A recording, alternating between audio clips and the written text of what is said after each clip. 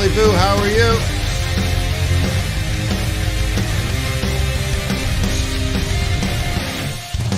Yeah, good morning, good morning, good morning, good morning, good morning. Good to see you.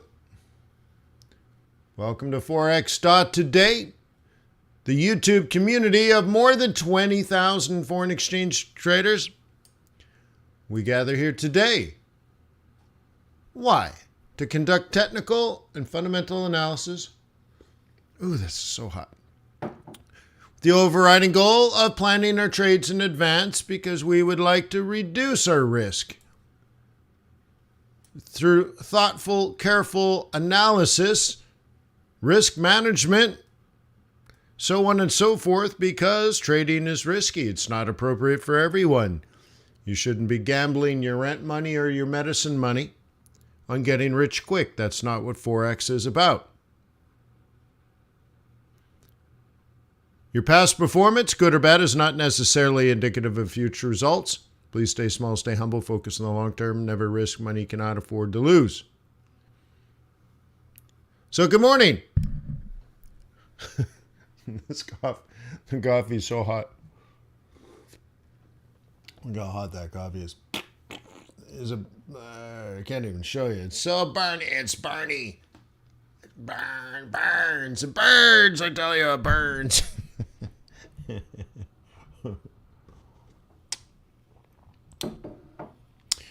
So anywho, we have a Fed meeting today. Oh yeah, I have a link somewhere. We have a Fed meeting today. Would you like to join me?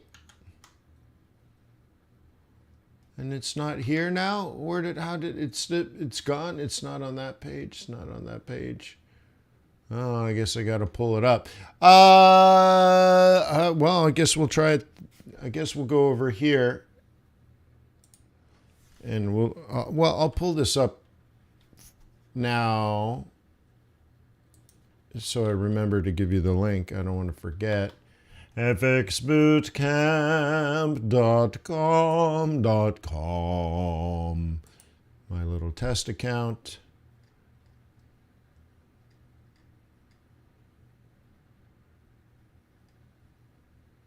That's interesting. That's cool. It's never happened to me before. I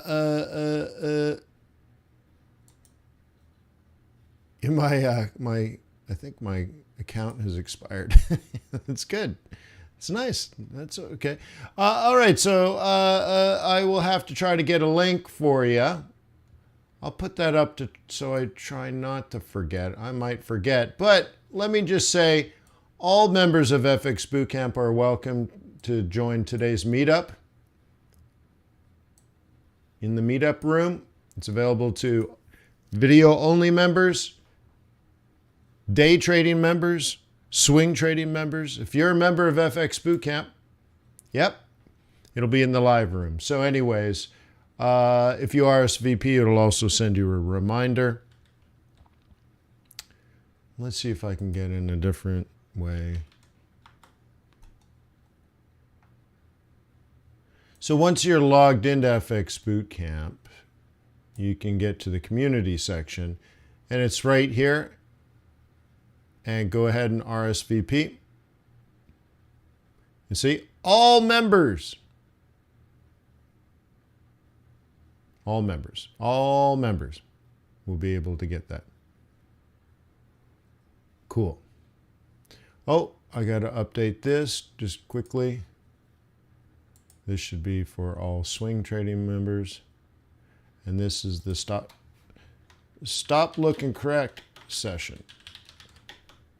I'll just update that quickly while I'm here. Cool. All right. So cool, right? So let's get back to where we were.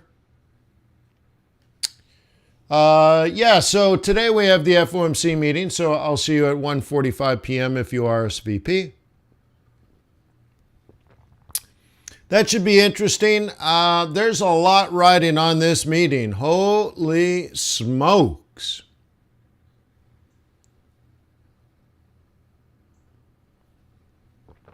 Between the debt limit And the FOMC's next move, wowzer, wow, is it important? Cool. So we'll do that together. I don't think there's like much to do that's conservative, repeatable, or disciplined this morning. It's not a great opportunity to just do something now with the FOMC meeting later today.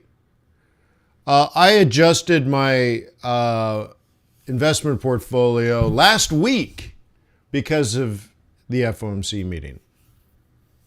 So holy smokes, to wake up and do something now doesn't seem patient and disciplined and thoughtful, does it?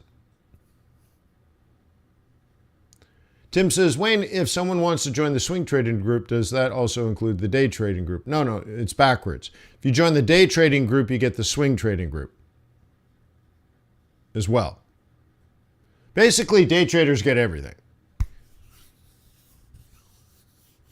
Okay, swing traders meet twice a week, and day traders meet Sunday, Monday, twice on Tuesday, Wednesday, and then we do an all hands on Thursday. So anyways, yeah.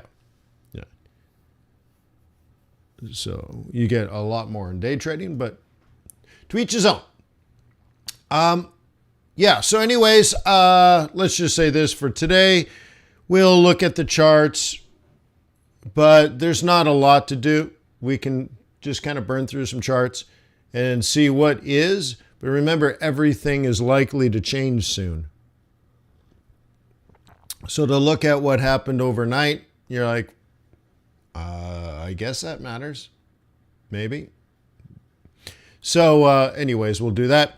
If you could, please click the thumbs up button. Tell YouTube this is quality content. If you're new, I welcome you to subscribe.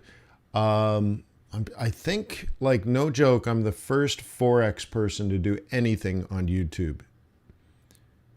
So maybe subscribe just for that. And you're like, Wayne, is that even true? I'm like, no, I'm not even joking.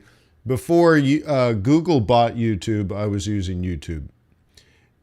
It was something like, I must have had over 100 videos already on YouTube in the early days. So if you typed in Forex, I was something like the first 15 pages of videos, just me, nobody else. So cool. So I've been doing this a long time, and I hope you find I'm not full of BS. So maybe you place some value on that. In the description below the video, there's a link to my book, Strategic and Tactical Forex Trading. There's a link to Quant-in-a-Box, Quant-in-a-Box.co. There's an a link to FX Bootcamp, FXBootcamp.com. There's a link to Traders Way, TradersWay.com. Traders Way is a broker. We all need brokers to execute our trades into the interbanking system. Some of them actually don't do that. They essentially trade against you. What they do is they match up their clients, and then anything that's not matched up, they take the other side. It's not really a market maker. I guess you could call it a market maker model. They take all their long positions and all their short positions and offset each other. And then if there's extra longs, then they'll be the short side of that. So they'll take the opposite side. And well, Traders Way is different. They just take your trade and place it directly into the interbanking system. You're just, Goldman Sachs might be on the other side of your trade. In a good way. They don't sell it, not like that free stock trading service. I'm like, son, there's nothing free. So anyways, no, you go into the interbanking system. And you're matched with a pool of liquidity partners. So Traders Way doesn't trade against you. That's not the business model. And, well, market makers got in a lot of trouble, who was it, 8 or 10 years ago? And some of them went out of business. One of them said they were a non-dealing desk, and then they went out of business. It sounds like they were a dealing desk. All right. Semantics, I suppose, huh? I'm not calling them a liar, but it's definitely semantics. So anyways, Traders Way is actually will put you directly into the interbanking system like a pro. Sweet. So I appreciate that. Thank you, Traders Way. So check out all those links. They are real resources available to help you build your successful Forex trading business. Cool. So we're back here. G'day, mate. This is just where we left off.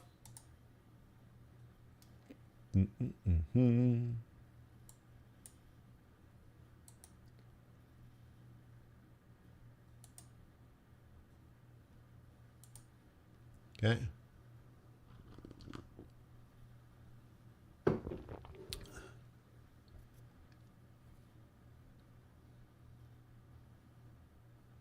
You say you can't see. All right, let's take a look at here. Oil very, very, very, very, very down. Okay, you can see that it's quite a bit of an outlier. Bitcoin very, very, very high, up 1.66. Wowzer. Let's get rid of commodities though, and then see how that updates. Okay, all right. Remember, everything over here is not a good sign. Everything over here is not a good sign. And then everything that should be down is down a little bit. Everything that should be up is up a little bit. Really not that big of a deal. Quite flat if you get rid of the outliers. So for example, you get rid of the outliers. And let's say now you're measuring basically 1% to negative 1%. What would you say the average price is inside of that range? Yeah, probably zero, huh? Right? Like it's not really trending up. There might be a slight, it might be slightly more like this. Where'd my drawing tool go? Oh, there it is. It's probably a little bit more like that, don't you think? Yeah. So no big deal.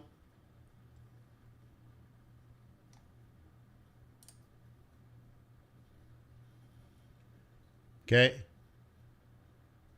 Biggest winner this week is USD yen, and the biggest to the upside. The biggest winner to the downside is Aussie dollar. So you can see we have that general dollar strength, I should say, all week, which is good. But today, looking at the stock markets around the world, okay, down, down, flat, down, down, okay, kind of smells like risk off. Jim says, you mentioned a cruise to set up offshore accounts. Would you expand on that? I just need to find time, but the idea is we do a day of training about the hedge fund industry so that you can learn about what other hedge funds do and all that kind of stuff. That like hedge fund strategies and all that kind of stuff. It could be a really fun conversation. And then I was thinking about bringing some like hedge fund buddies that have offshore accounts already. Some of them have a few offshore accounts, so they could talk about,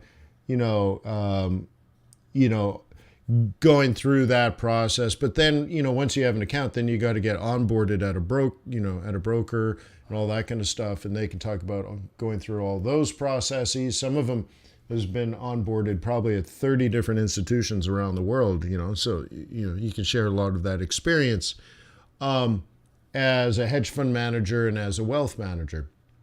So, that could be fun. So it'd be like interviews and stuff.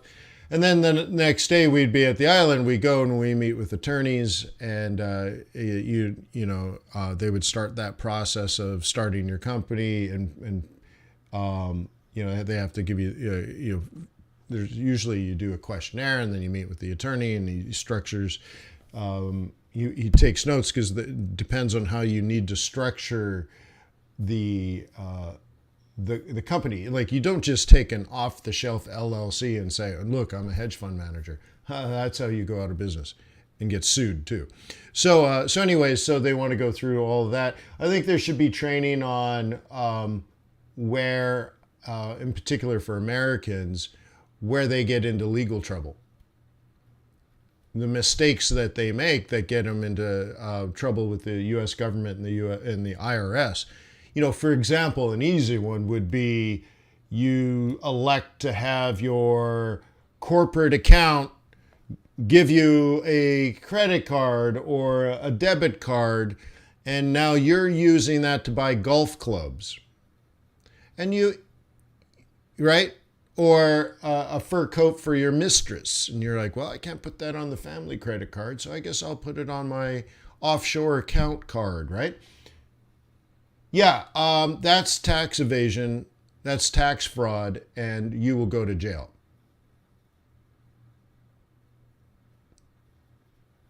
You see? But there's a correct way to do it. So, you want to talk to the attorneys and talk to the experienced people, and maybe we'll have maybe a compliance person or something like that. So we would actually start the process of building your company. And remember, we got to get you onboarded with a bank. We got to get you onboarded with the country that you're going to be domiciled in. We got to get you onboarded with a broker so we can start all that kind of stuff, right? Mimi! Then I will then provide you a meal you will never forget. I would anticipate it would be one of the most memorable meals in your entire life. And then we get back on the cruise ship and we will have a cocktail party by the pool with cigars and whiskeys and rum and cocktails, and there will be a jazz band. Like, I'm not even joking. We'll have a live jazz band for us, and we will practice networking. We'll practice our elevator pitches and that kind of stuff that we would do on the way out there.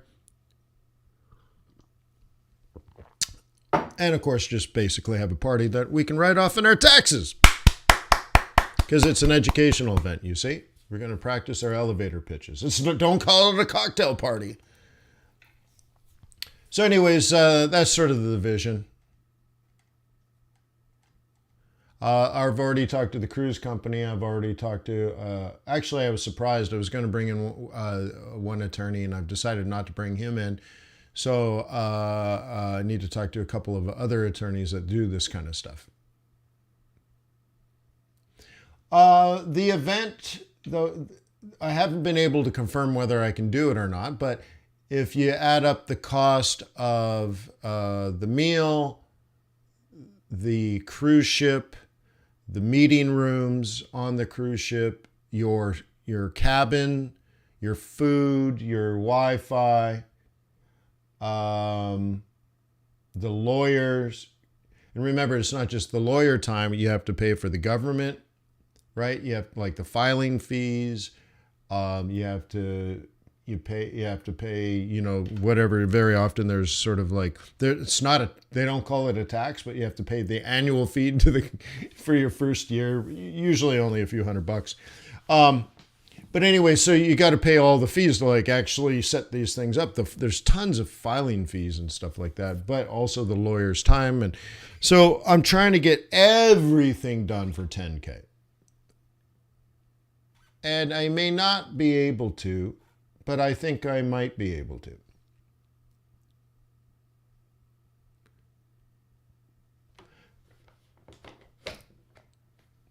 Okay?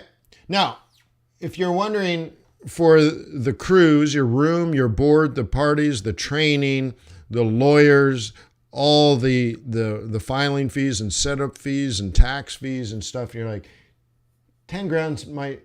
if you've never done this before, your first initial thought might be, $10,000 sounds like a lot. Well, I'm going through this process right now for my charitable fund, and because it's when you're a CTA, when you're a commodities trading advisor, and your business is overseen by the National Futures Association, you have something called a disclosure document, which tells potential investors everything that you're going to do and all the risks associated with it. You disclose everything, right? Right? Well, in this new business that I'm setting up, this new fund, it's SEC, not NFA. So they have a similar document, but they call it a private placement memorandum. Now, you need a bunch of other documents too, and of course you need to incorporate and you need to do all those things. But that PPM, the private placement memorandum, it's just a disclosure document. That's $15,000. I've talked to 2 attorneys, and they're about the same, about $15,000.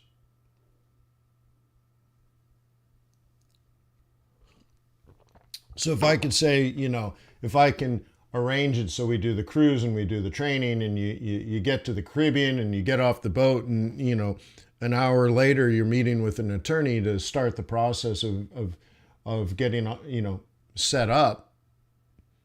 And at the end of the day, your room and your board's included and the attorney fees and the filing fees and all the training. Well, it's because, But anyway, so I think I might be able to do it. It might be a little bit more, but that's what I'm pushing for. Okay. So there you go, Jim. Yeah.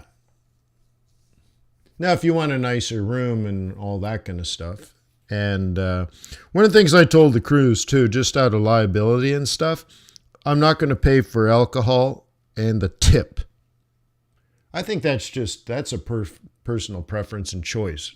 That doesn't seem like a corporation should be doing that on behalf of its, right?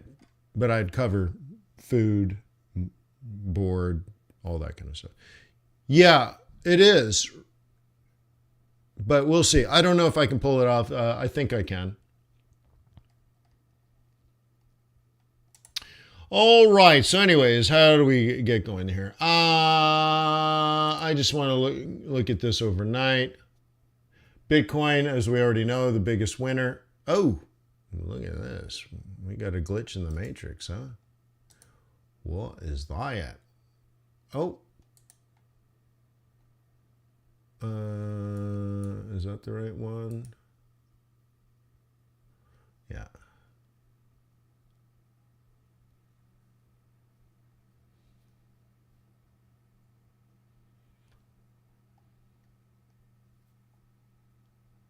Let's try this again. Let's see. Is it struggling? No, it's still struggling, but I'm not sure. I'll have to send that to the developers. What's going on? There's some database that's not getting pulled.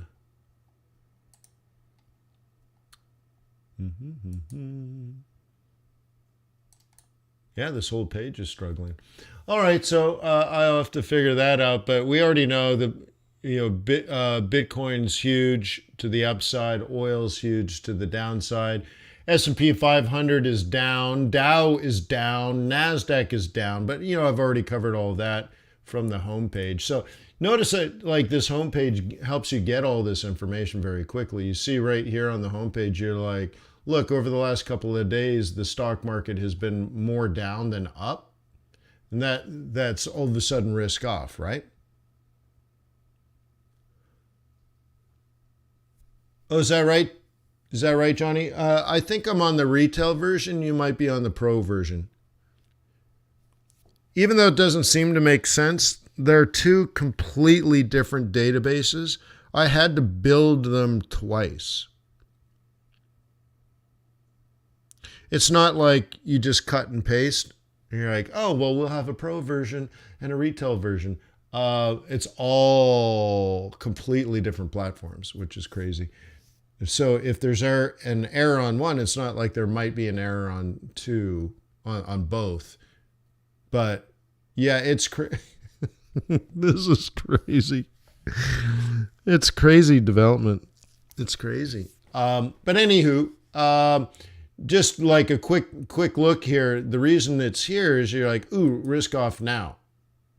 Okay, that's how you look at that.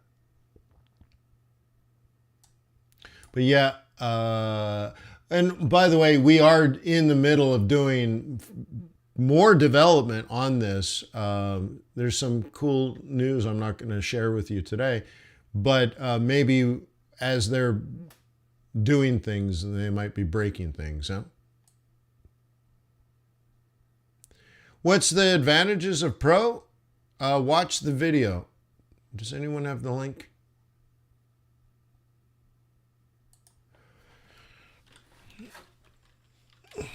Let's see if it'll come up. Quant-in-a-Box registration page. Is it this one? There you go.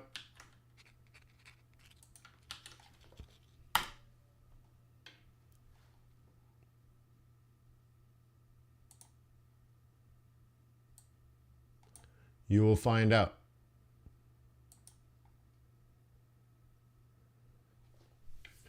But just imagine you get a boatload more and it's cheaper. How about that for the sales pitch, Jim? You get a boatload more stuff and it's cheaper.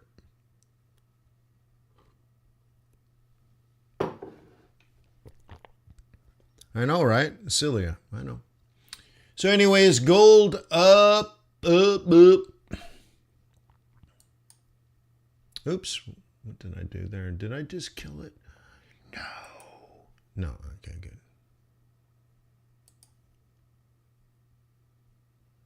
Cool. Oil, though, below 70. Oh, God. Oh, God. Holy, huh? Holy in a handbag. Yeah. Oh, God.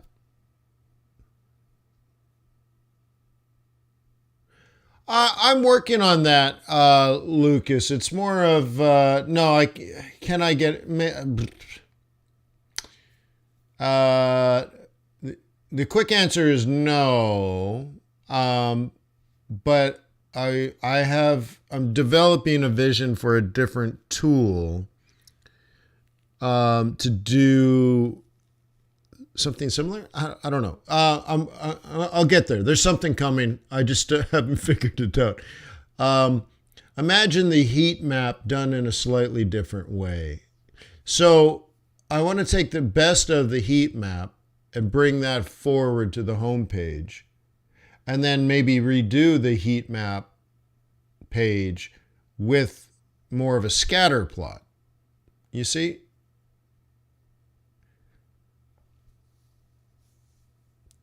Because the way I'm thinking about it is you look at a scatter plot and you want to see the outliers and the best, the ones that are performing as expected and the ones that are not performing as expected. And then I would like to have that trend tool next to it, so it shows you all the existing longer term trends, things, right? Or I can put a different thing like everything that's expected to be bullish and everything is expected to be bearish, have that lined up there. So it's not trend now, it would be maybe score and then scatter plot.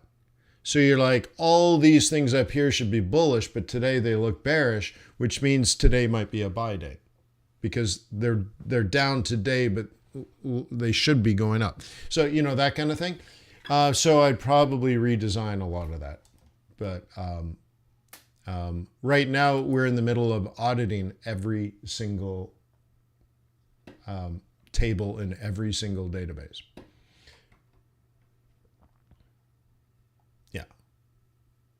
Yeah. So anyways, I'm with you, brother. I know what you're thinking, and I'm thinking the same thing. Anyway, so guys, looking at crude, this is people really, truly now deciding the Fed's going to tell us today that there's a recession coming, right? Or the Fed is perfectly happy creating the recession that's going to hit us. So, ouch. Okay. Now, I look at this and I see the stock market just pretty much the same. Like, remember, I'm a macroeconomist. So I have a Newtonian physics point of view toward investing. So if you showed me this chart and told me oil, I would look at that and say, okay, what would create that? What would everything else be doing? And one of the things I'd be thinking is, stock market's more down. So like last week, sort of in this period, in the stock market, I was taking profit on a lot of things and doing switcheroos on other things, and actually employing hedging strategies last week.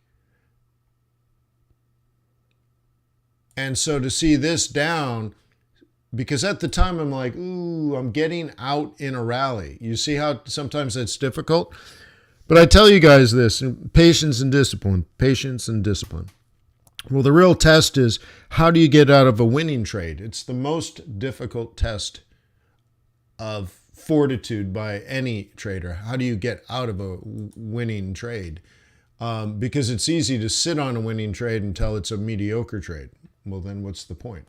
So I feel better, so to speak, like this is coming down. Now, I'm not trading oil right now, but at the time, we were all deciding in all our asset classes, risk up, risk on or risk off.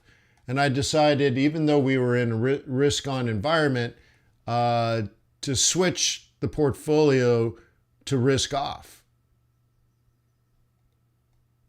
And I feel better about it today. I feel better about it. But I think it was Thursday of last week, actually. So maybe it was earlier than that. But anyways, oh my God. Oil below 70 is really something. But there's a lot of danger lurking in the woods. I don't know if it's fear or realistic danger. But we do have a banking crisis, and I think eventually that could lead to a commercial real estate crisis down the road, because they're similar.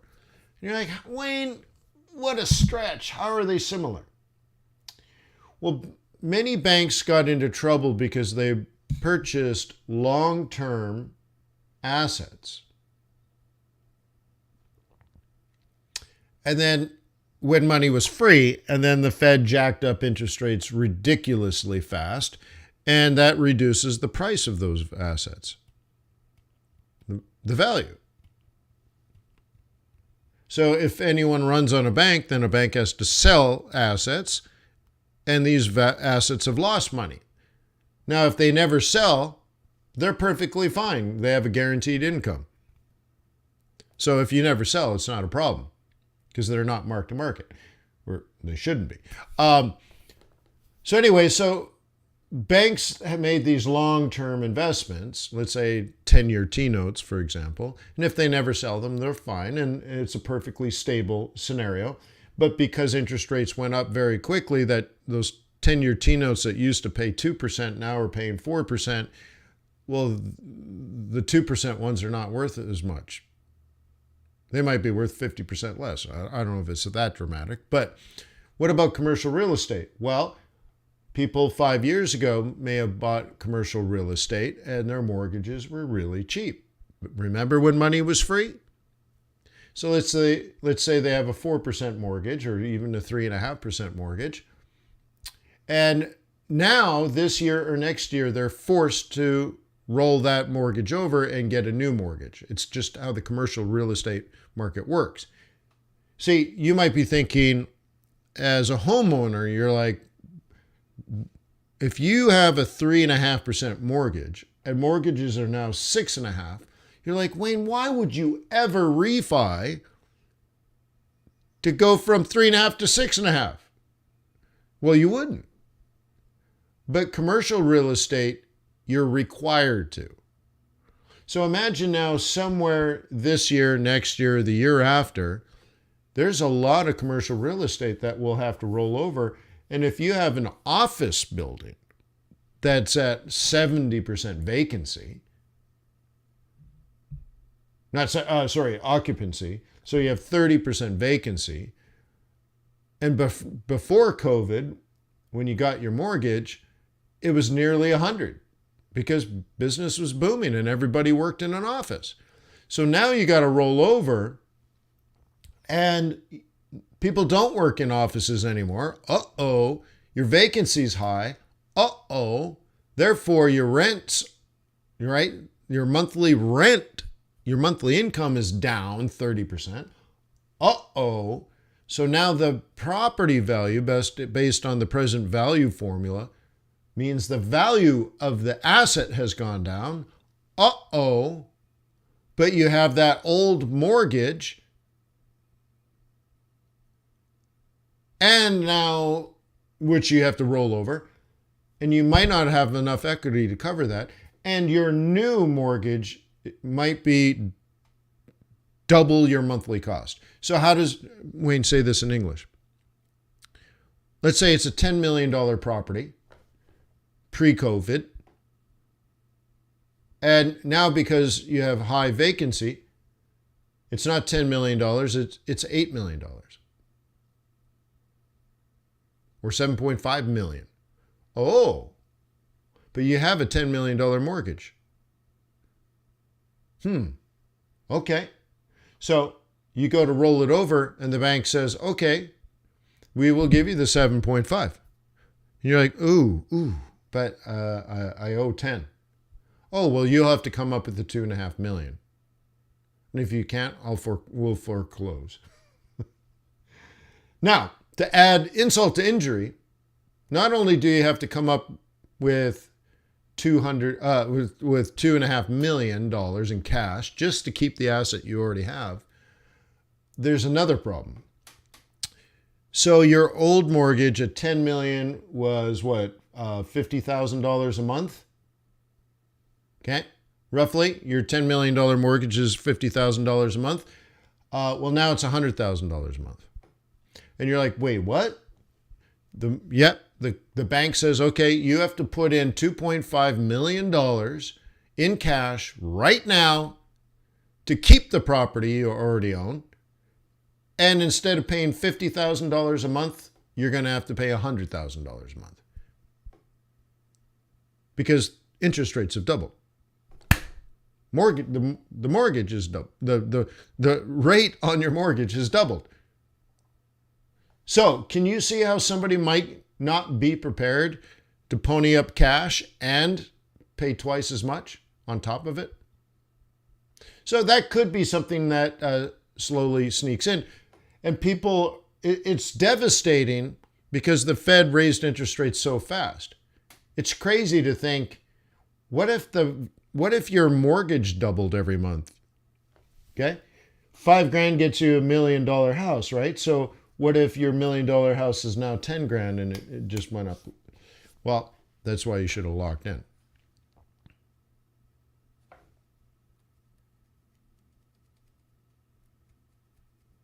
Okay. Richard says he's doing good because I've been teaching good. Awesome. 300 pips. Nice. Good for you, man. So anyway, so that's interesting, right? The rates going up can lead to some significant problems. If they had gone up slower, there would be significantly less risk. Maybe I should highlight that just briefly. Okay, there's a normal world. Well, let me erase this. Did you see the new MT4 feature where you can erase your charts? It's cool, right? I don't use it very often, but I think it's cool. You're just like, oh, I can erase it.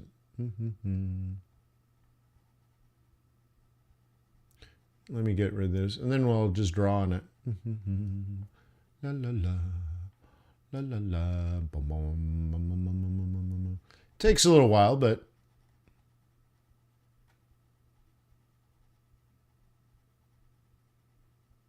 be-do-do, do-do-do, do-do-do.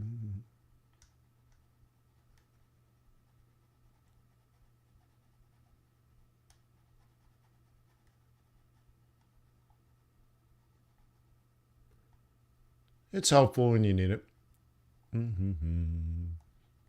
Cool beans, right? Yeah. Yeah, the thing is, I don't want to do that because then it kills the work I already did. So anyways. All right. What was I going to say? Okay. How about normal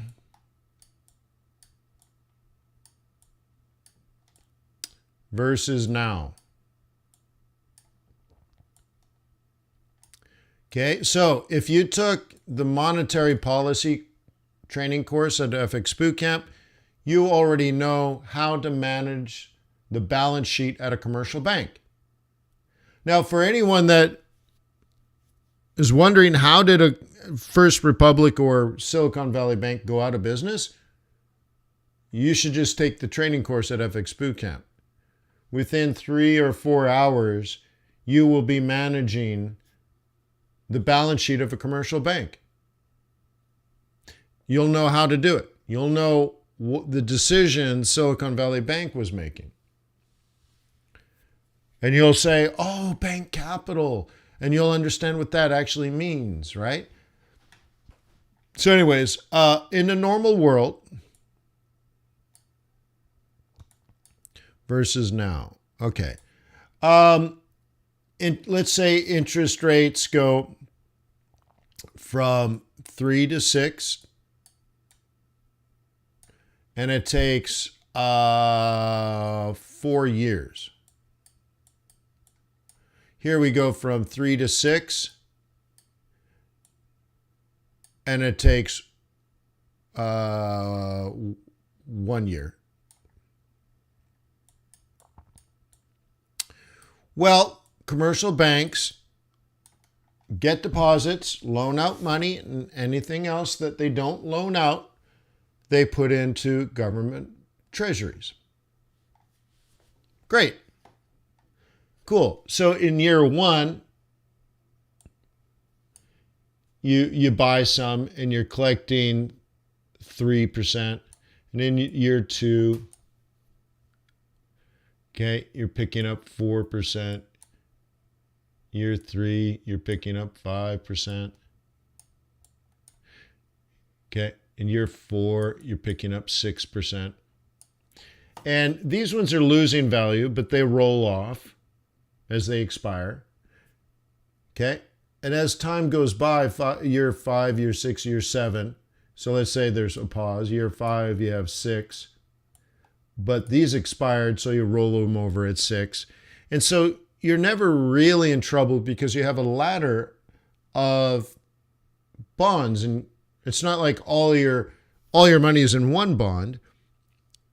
Every year you're buying bonds, and every year, or I should say treasuries, every year you're buying treasuries, and over time the old treasuries expire, and now you have cash and you just buy new at the new rate, and you're just always just rolling along with the Fed. Okay? And now it's more like, all right, so in year 1, let me read. In year 1, okay, all right?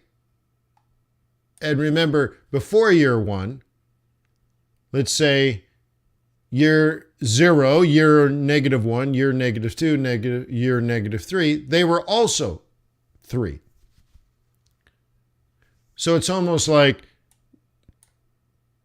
year -1, year 0, and year 1, year 2, year 3.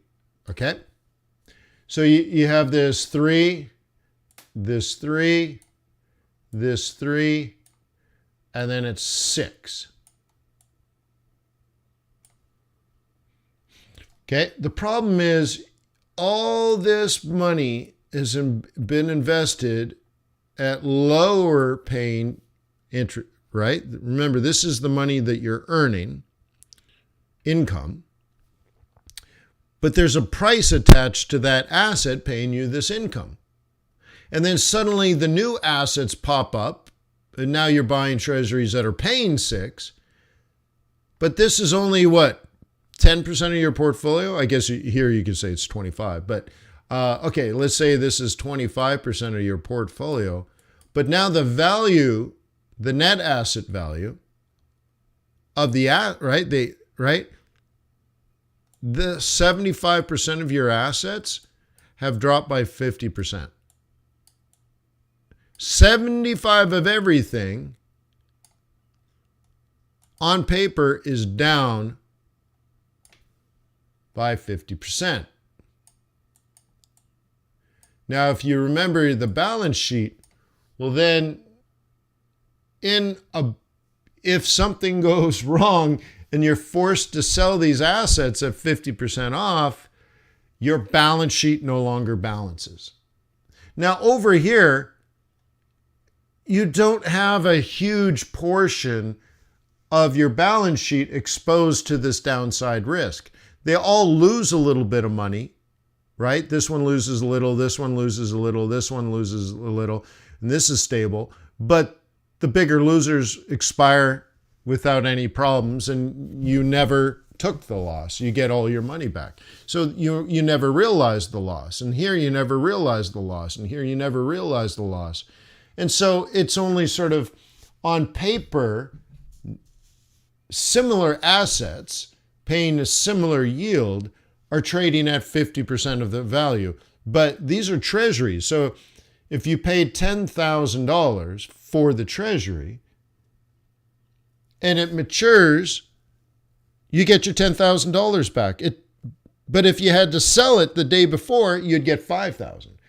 You see, if you sell it, it's worth $5,000 to somebody else because they can get a brand new one paying twice as much. So they can invest $10,000 here or invest $5,000 with you. They're indifferent. They get the same money. Now, you might be selling at a fire sale so they can actually get a little bit of value by buying yours at a little bit cheaper, right? Or maybe significantly cheaper than just buying a new one. Because you have to entice them to buy yours because some reason you're trying to get out of yours. Well, if you just waited one more day, you'd get the full 10,000. So the issue is, why do you have to sell it now? Why can't you just wait to maturity? Well, a bank has to cover deposit withdrawals. If someone withdraws their money, it's on demand. They have to pay you. So they could come to your bank and say, I want my money today. And you're like, dude, if I sell today, I'm going to lose 50%. But if you can wait till tomorrow, I'll get all my money back and then I'll give you yours. But that's not how that works, right? So anyway, so if you're forced to sell, you're in trouble. Okay? Okay? So it's the rate of change that got banks into trouble. Also, very, very poor decisions. First Republic, apparently, to their wealthy clients, because remember, they were catering to wealthier clients. They were doing things like 0% mortgages and all that kind of stuff. You're like, whoa, what? Yeah, one of the benefits of having $10 million with us is we'll give you a, interest-free mortgage, because they could get the money nearly for free. And then they would give it to you at no markup. So maybe they're giving it to you in prime, but they were making zero on it. And then, of course, interest rates went up. Money wasn't free anymore, but First Republic had priced these long-term assets at free. And now they're not free. And they got into trouble. Well, maybe that was not wise.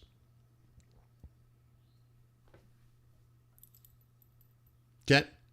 Now, this is an interesting lesson because you can manage your portfolio in this way, and you can end up making the same mistakes. But if you understand this, you might be able to take, advantage of cycles when you look at the rate of change versus just the absolute number, you understand the difference. So I'm looking at ways to lower volatility in a portfolio that I'm constructing. I want lower volatility but I also want consistent returns. So I'm like, I'm challenging myself. How can I do this? And one of the things I'm looking at is, what if I bought a 20-year T-note, not a 30-year, not a 10-year? How stable are the prices of a 20-year treasury? And what kind of income can I earn? Well, that's kind of interesting, right? So you build a portfolio of, not long. I think when you say long dated securities, you're thinking 30, but more than 10. So what if you built a portfolio of 15 or 20-year treasuries? Well, it'd be stable if you never had to sell it. You have to decide, well, where are interest rates going to be down the road? If the 10, I don't even know what the 20-year is paying. Let's say it's 3%. And you thought the Fed was going to cut interest rates sometime in the next 3 or 4 years. Maybe not this year, but maybe if interest rates go down in the next 3 or 4 years, then you'd say, well, how would that impact the long end of the curve? And, right? And if the 10-year T-note drops all the way down to, let's say, 2.5,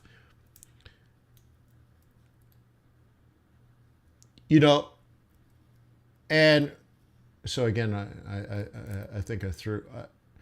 Anyways, imagine this idea that my 20-year T-note 5 years from now pays a higher yield than the current 10-year T-note, 20-year T-note. Sorry. Oh, it's hard, isn't it? Okay. In 5 years. So this is right. Now you have to think about macroeconomics and all that kind of stuff and monetary policy. My 20-year note has a higher interest rate. Okay, now my 22 now, because interest rates are high, in 5 years the Fed drops the Fed funds rate, which typically means yields on treasuries drop as well, not one for one, but somewhat. And so in 5 years, I'll make up a number. I'll just make up a number. I know this isn't true, but let's say it's paying 4%, but in 5 years, the same brand new 20-year treasuries are paying 3%. Well, A, I'm collecting 4%, and B, the net asset value of my portfolio of treasuries has gone up. People will pay more for a note that pays 4 than they would pay for a note that pays 3. You see?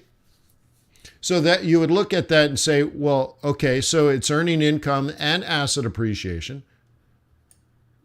And what? Low vol and steady returns, right?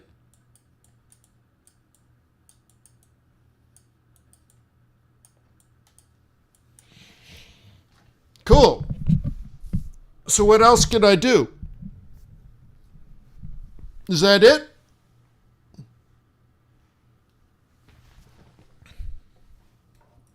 Is that it? Is that the end of the play? Well, now what? Imagine I had $1 million in these 20-year treasuries. The value has gone from $1 million now to, let's say, 1.3 million. But now that in of itself is an asset. You can borrow against that asset, like equity in your house. The treasuries haven't changed. It's the same treasury. It says $1 million on it, paying 4%, matures in 20 years. The asset hasn't changed. Think of it as a piece of paper. The piece of paper hasn't changed. It's still the piece of paper. It's a contract with the government. That's all it is, a contract with the government. I lent them $1 million. They're going to pay me back in 20 years. Meanwhile, I collect 4% income to cover my opportunity costs. Cool. So it's just a piece of paper. Yet somebody tells me it's worth 1.3 million. Why? That's what they're willing to pay for it. Same thing with your house. You bought it. You paid $1 million for it. 5, 6, 7, 8, 9, 10 years go by. Zillow tells you it's worth 1.3 million. You're like, really? Cool. Do you get the 300,000 in your pocket? Not until you sell it. So that's weird, right? You're like, but the house hasn't changed. The neighborhood hasn't changed. The weather hasn't changed, right? Like, it's the same house, but someone apparently is willing to pay more for it. You don't have to sell it.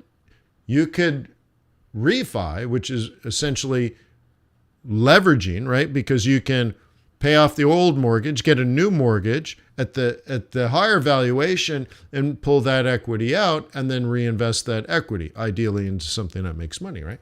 Well, you can do that with even this piece of paper sitting in your vault.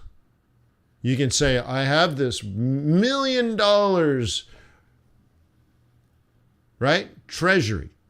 And someone will say, ooh, I'll give you 1.3 because it'll work out. The math will work out that it's actually worth 1.3. Or you can keep it in your vault, and then you go to your broker and you're like, I want to go into a position. And they're like, well, you need collateral. And you're like, well, I have $1 million in treasuries, or 1.3 million in treasuries. And they're like, okay, we'll accept that as collateral. Bada bing, bada boom. You could. I'm not saying I would, but it's a valuable asset. And so you can make income that way. So a classic example would be, if it wasn't a treasury, if it was a stock, I can lend the stock to my broker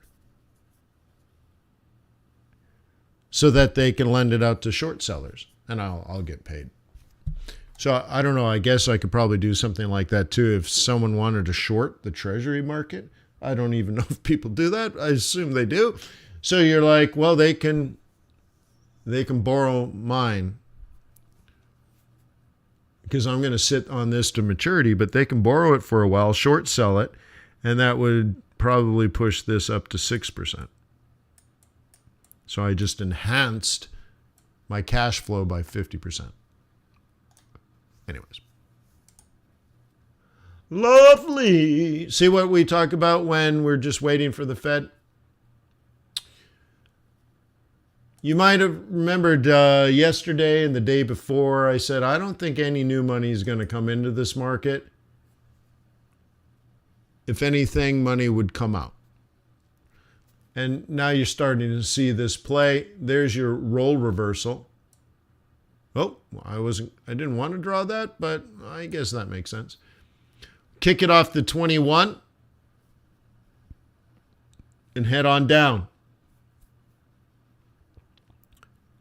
Okay, remember I was talking about discipline, how difficult discipline is?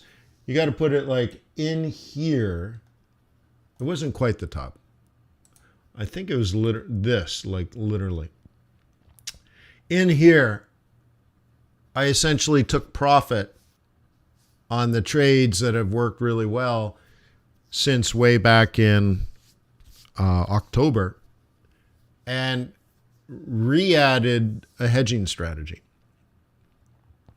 Remember earlier I was hedged and then I removed the hedge and then I rallied up and then, so now I'm probably close to 25% cash, which is a hedge. But I'm actually in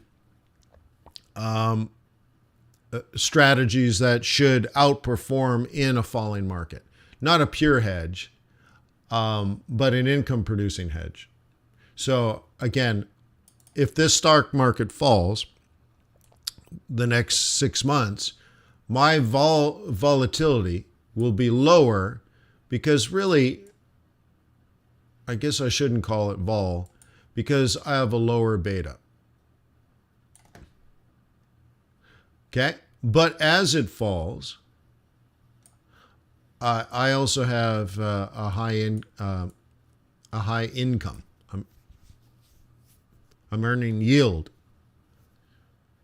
Okay, my expected return will be 10%. This is my portfolio. So my net asset value will fall. That's the value of the stocks, but they'll fall less than the S&P 500. So that's somewhat hedged, right? So if the S&P 500 drops 20%, I might drop 12%. But I'll earn 10% in income. So we'll call that income. Okay. So my total return, the stock market will be down 20% and I'll be down 2%. Does that make sense? That's what I'm trying to design. Okay. Dude, my lawyers are getting pissy. Sorry, I just got an email. Oh my God, I gotta find time. I need more time. Do you have the time to listen to me whine? On YouTube, FX Bootcamp, and everywhere else. Anyways, yep. Cool. So anyways, thank God I did that.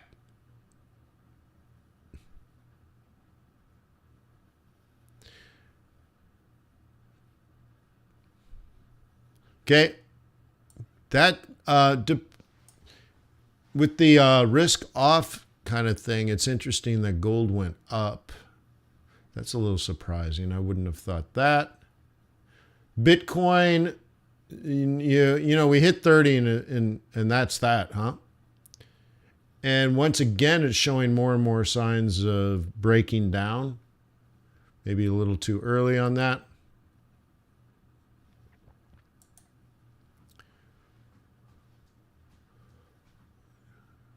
Dollar a bit weak, yen a bit strong. CAD coming down. Yeah, poor CAD. CAD's been crushed lately. Pig was doing really well and then has given that back. So look, it seems like most things that were up are now down and things that were down are now up. And all of this is a consequence, in my opinion, of the markets freezing up while we wait for these all-important Fed meetings. Well, in particular, the Fed meeting. What I meant to say were central bank meetings. So not likely to get new money invested right before such a key meeting. But as I said yesterday and the day before, if it's not a good opportunity to deploy new capital because of the risk, it's certainly a catalyst. That same risk could certainly be a catalyst for some to remove money from the market. Do you understand that concept? Because it's kind of directs what you see. There, you know, like again, I'll use myself as an example. Last week, I'm thinking about taking profit on winners. I'm like, why would I do that? Well, because I think in 6 days or whenever it was, right, we have a Fed meeting that could produce risk off. Well, I don't want exposure to that. I don't want my winners to go from awesome to mediocre. Why don't I just take the money now? And then find out what the Fed is going to do and then decide, is that good for my portfolio? Should I reinvest in everything that I was invested in? Or has everything changed and should I deploy a new strategy? I literally write things down. Risk on, risk off, neutral. Like, okay, so I think we're going to go from risk on back to neutral, back to risk off. Okay, so how would I shift all my strategies, right? You're like, boop, boop, boop, boop, boop. So things like risk off, I would buy the dollar. Risk off, I'd buy the yen. Risk off, I'd buy the Swiss franc. Okay. In a normal world, risk off, the stock market would fall. In a normal world, risk off, the bond market would rally. People are getting out of stocks and into bonds. Well, that may not be a normal world. We haven't been in a normal world for a while because we're not really trading risk on and risk off in that sense. We're trading Fed. And the Fed might be doing other things. So it's more like, how do we make money on the Fed? Like some of the best times of my entire life as a trader have been during, like, let's say the financial crisis of 2008. Why was that so amazing? So awesome? Because the Fed created a policy called quantitative easing, and it was designed to create, right? It was designed to, how did they say it? What was the language? But it's to push up asset prices is what it is. The Central Bank of the United States had a policy to increase asset values. What asset values? Real estate, obviously, because it had crashed. But it's an aggregate issue, all asset prices. By making money free, people with credit. See the difference? The government did something different. The government gave everybody money. Even people that didn't want it or need it or even expect it, they didn't even ask for it. The government gave you money. The Fed doesn't give away money. It manages credit. So credit-worthy institutions or families had access to credit, and what the Fed was doing was pushing up asset prices. See, when you shouldn't borrow money to buy crap. You shouldn't put your Walmart purchases on your credit card and pay it off over time, right? Those are not assets. Food, clothing, television, entertainment, those are not assets, right? So that's not a credit-worthy use of money. The Fed was trying to push up asset prices. It's not inflation. So what are assets? Well, let's say the value of companies in the form of stock. So the Fed designed a policy to push the stock market up. Another great asset is the real estate market. So the Fed designed a policy to push up the value of housing. Think about this. We had a 10-year run where all you had to do is buy the stock market or buy real estate, and you made a ton of money, and the government was helping you do it along the way.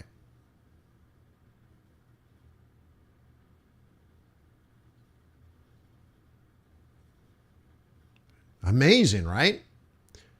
So to understand the ebb and flow of the economic business cycle is incredibly important. And where things like the bond market, the stock market, the real estate market, see, the bond market and the real estate market are very, very, very, very, very, very, very, very, very, very, very similar.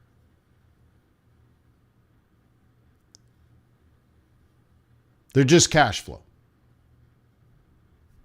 Now, we look at treasuries differently. We're not looking at it as, we're not really looking at the valuation. We're not really looking at the yield. What we're trying to see is the behavior of the rest of the world towards U.S. treasuries. And we're trying to capture money flow around the world. And what's the reason for money to flow to the United States and buy the US dollar to buy the US Treasury? Because asset prices around the world are falling. Assets being real estate and the stock market, for example. So people are losing money in their investments, so they dump the investments. But that's why the investments are falling. So if everyone's dumping real estate and stock, then guess what's happening to the real estate and stock markets? They are falling. Why? People are selling, which means people are losing money, which forces other people to sell, which that means they're losing money, which forces other people to sell. It's called a vicious circle. And when they've sold the losing assets and they're holding cash, if they decide to buy the US dollar because it's a reserve currency and it's safer than, well, let's just say the alternatives. You're like, well, I can buy Bitcoin or I can buy the US dollar. It's a choice. Some people might choose Bitcoin. Some people might choose the US dollar, and then they say, well, I can just park it in a bank and earn 1%, or I can buy some treasuries and earn 3%. So they buy the US dollar and then they buy a US treasury guaranteed by the government, 100% guaranteed by the government. And they sit on that. And now this might be a rich individual. This might be a big business, but it might be an entire country that does this.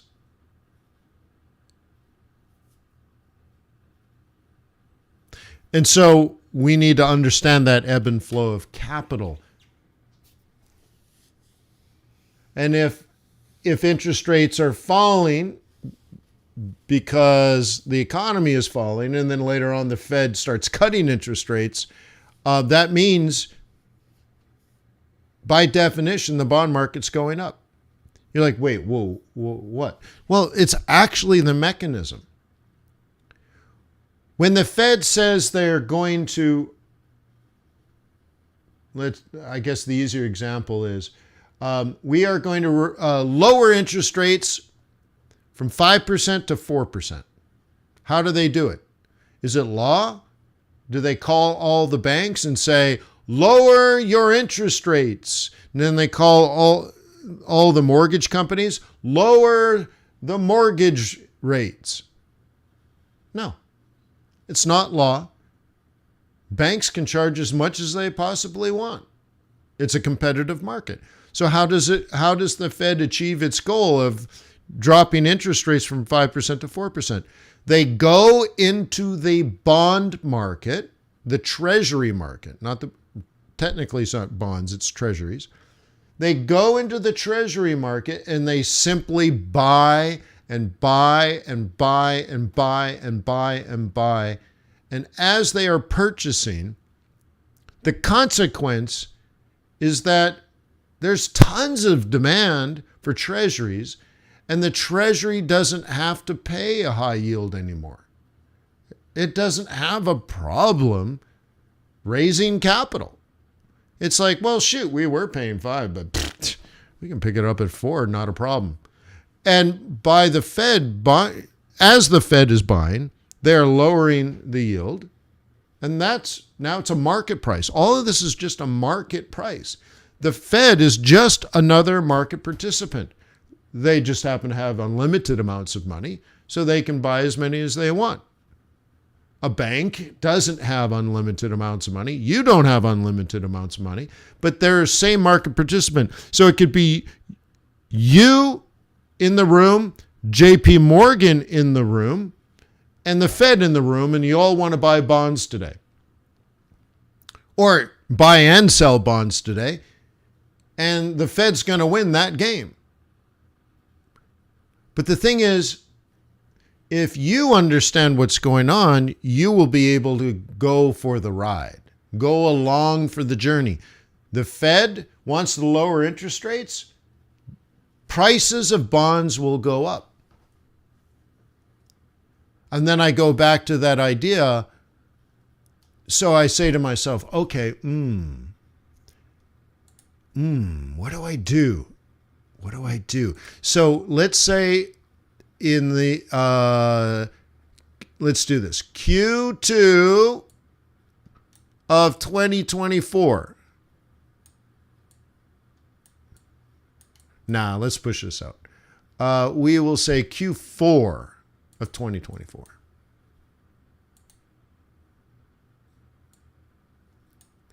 Okay, so September or October of 2024, 18 months from now. Now, first of all, think of that concept. 18 months from now. This is what I do. I think about this.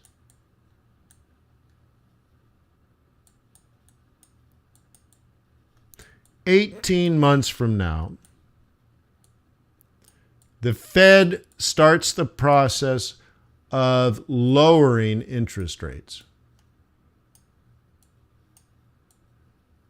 Because we're at a normal level of employment, inflation has come down. It's probably still going to be 3.5, but it ain't 7. And maybe the government fixes itself. I don't know. That's probably an election in there, right? I don't know. Anywho, which actually that would complicate the things. So, yeah. So look, thinking about 18 months in advance. Ooh, is that an election? It's November 24, isn't it? All right. So this either has to be Q3 of 2024, or it's got to be Q1 of 25, because the election will change things. And I can tell you it's going to affect when the stock market rallies. Not only when am I going to buy it, when am I going to buy it is all impacted about this, because I'm actually thinking 18 months from now. So let's just play along with it. Let's pretend it's not an election. 18 months from now, the Fed decides, because everything they've done has been done and achieved. We have persistent inflation, but that's government negligence, not the Fed anymore. The Fed fixed its problems, and it can't do anything more. In fact, it's achieved many of its things. So they decide to cut interest rates, and the value now, the valuation of my notes, whether it's 10-year notes or 20-year notes, will go up. Now, why would they go up? Well, they're paying a higher interest rate than the new ones. But remember, the Fed is buying bonds or treasuries, The Fed is buying treasuries to lower interest rates. And when they're buying up treasuries, they're pushing up the price. So it's not yield, it's valuation. And the value of my treasury portfolio goes up. And it earns a higher income than the market is paying for current notes. So I need to, as an investor now, and this is Forex, just as like anything else, I have to say, well, if this is likely to happen 18 months from now, when should I start building that portfolio? And imagine now interest rates and inflation never go back to 7% inflation. Let's say inflation's not fixed, but like the supply chain type inflation has been fixed permanently. Like we would need another global crisis to change things, which that's why stop losses are invented. But barring that, these are the highest paying 20-year notes ever for the rest of your natural born life on Earth. So these assets will always pay more and will always be worth more. And it's because you built a thoughtful portfolio based on, well, business cycle, monetary policy, macroeconomics, but thoughtful strategy as well.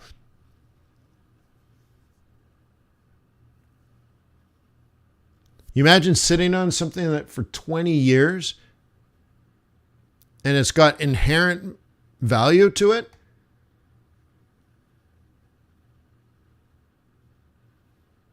You imagine it's just sitting there paying you money. Oh, like an apartment building. Imagine you had an apartment building in which the value of the apartment building will never be worth less than what you paid.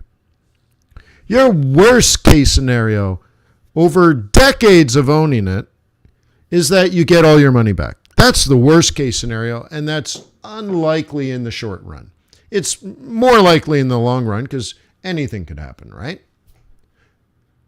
And all the while, it's paying you money over and over and over again, reliably, to the penny, the exact same amount of money, over and over and over. You don't have to get up in the morning. You don't have to drive to work. You don't need tools. You don't need effort. You don't need thoughtful consideration. You can never lose money because you got your stop loss at break even. So worst case scenario, you get all your money back. And that ain't likely. And along the way, you always get paid exactly to the penny, the same amount over and over and over again. Is that low volatility and consistent returns?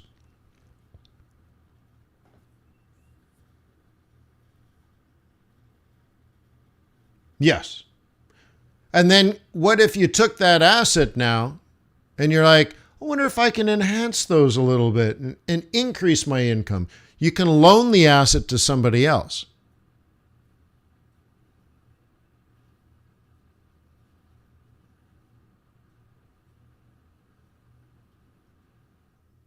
So for example, if I owned $1 million worth of a stock and somebody wanted to borrow $1 million of that stock from me, I say, okay, pay me 4% a year to borrow the stock. I'm still the legal owner of the stock, but you got to put up $1 million worth of 10-year T-notes that sit on my balance sheet. So if you screw me and never give me my stock back, I'm keeping your treasuries. Meanwhile, you pay me 4%, 4%, 4%. But I still own the stock. You see what I mean?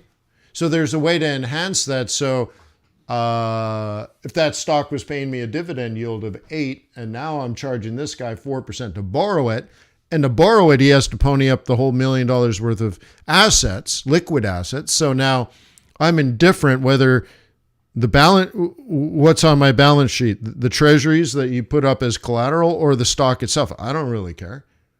I'm indifferent.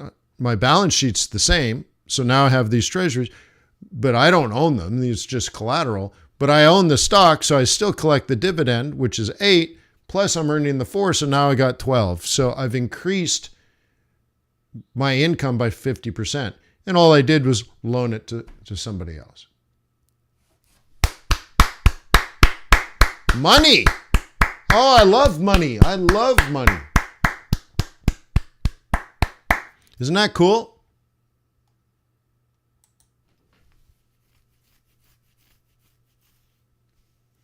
So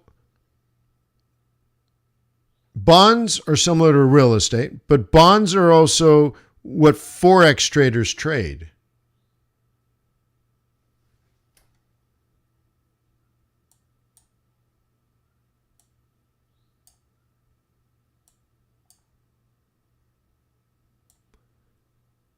See, if we go into global contraction of economic activity, people will cash out or be forced out of investments that they made. They will go to cash, but cash is trash. And foreigners may decide they don't want to keep the money in their stock market because that might be crashing for faster than more, right? They may not want it in their banking system. They may have no place, their country might not have any liquid bond market. So they're like, you know what? Or their country also faces foreign exchange risk. So what they do is they say, oh, now that I cashed out of my assets and I'm sitting on cash, I'm going to buy the reserve currency and park it in a government guaranteed treasury.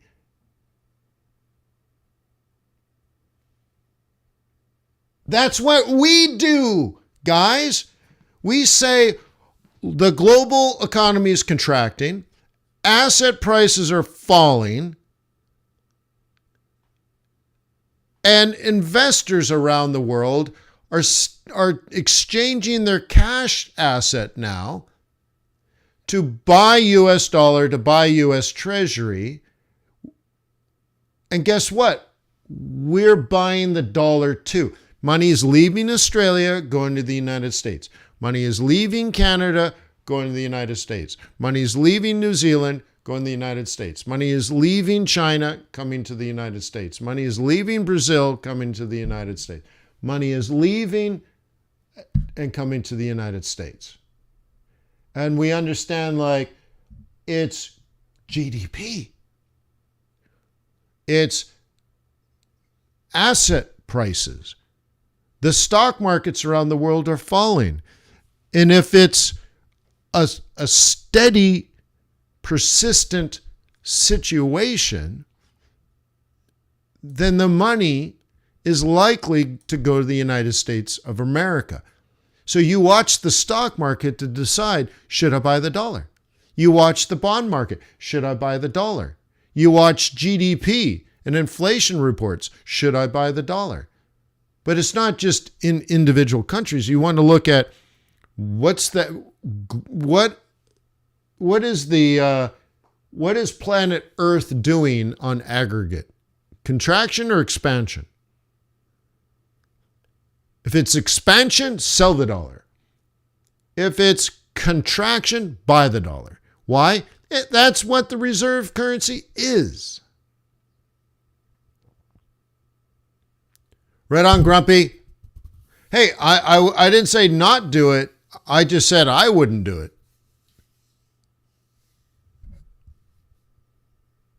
Okay.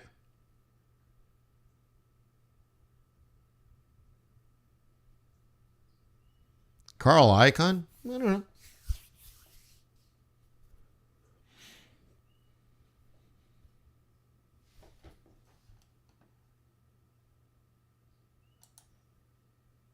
Yeah. So I didn't get out of the top, but I got out like the top. I didn't get out of the top, but I got out of the top. I think it was like right there. That's where I flipped my portfolio. 4,150.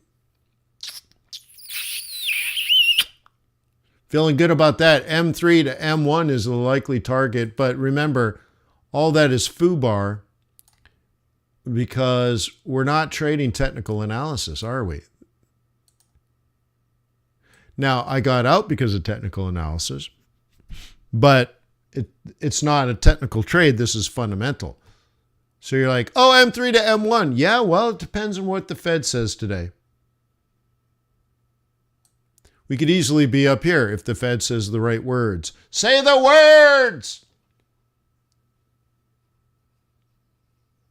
Huh? If the Fed says knee.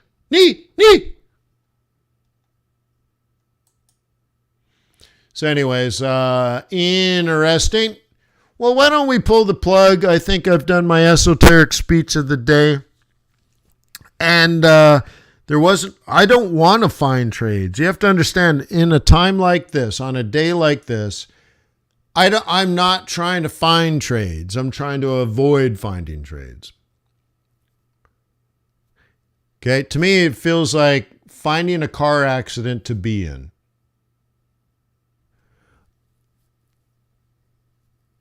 So I am super excited about this afternoon. So all members of FX Bootcamp, remember the basic membership is $88 a year. Everybody's welcome today. Everybody. This is an all hands meeting. Join FX Bootcamp.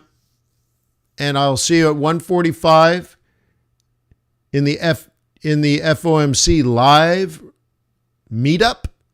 And we will get the news announcement together, the decision, and we can talk about it. And we'll break all that down. But then, of course, the real news is, like 90% chance, the real news is in the press conference, and it'll be very subtle. The way he says things, the way he doesn't say things, what he says, what he doesn't say. It could be any of those variables, and suddenly it's risk on, baby, or holy crap, it's the end of the world. Yeah. And it should be epic. So why don't you join me at FX Bootcamp? Like I said, I'll open it up at 11:45. 2 o'clock is the announcement. 2:30 is the press conference. This one's a doozy. Some of them I said they were going to be snoozers. This one is important, and let me tell you why, and then I'll let you go. It's important because the market is heavily betting on an outcome I think is unrealistic. And I think today, not the decision. Nobody cares about the interest rate decision. There's a small chance that will be the surprise. But I don't know. No, that ain't going to happen. So the real surprise will be the market is confirmed that they're right, but I don't think that is likely at all. But it's possible for sure. But the real thing is the market finds out they have bet wrong. And they already have that money in the market, and that market will need to shift. In a similar way I shifted a week ago. They're going to need to shift today or tomorrow. And again, we don't know what will actually happen, but the market is positioned one way.